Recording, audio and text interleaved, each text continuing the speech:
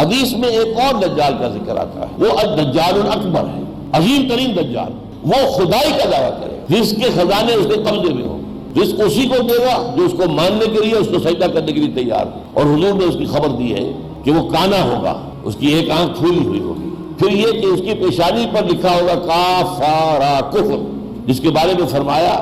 وہ اتنے جلی حروف میں لکھا ہوگا کہ ہر مومن اس کو پڑھ لے گا، چاہے وہ پڑھنے والا ہو چاہے نہ ہو، ہر مومن پڑھ لے گا۔ غیر مومن کو وہ الفاظ نظر نہیں آئیں گے اس کے پیشانی پر لکھے ہوئے، لیکن ہر صاحب ایمان اس کی پیشانی پر کافارا لکھا ہوا دیکھ لے گا، اور وہ ایسے ایسے معجزے دکھائے گا جس کا کہ تصور نہیں کیا جا سکتا تھا۔ یعنی یوں سمجھیے کہ حضرت مسیح علیہ السلام کو جو معجزے اللہ نے دیے تھے اس کے لگ بلکہ اس سے بھی آگے معجزے جو ہے اس کے پاس ہوں گے، اور وہ مدعی ہوگا خدائی کا، اور وہ سب سے بڑا فتنہ ہوگا اہل ایمان کے لیے۔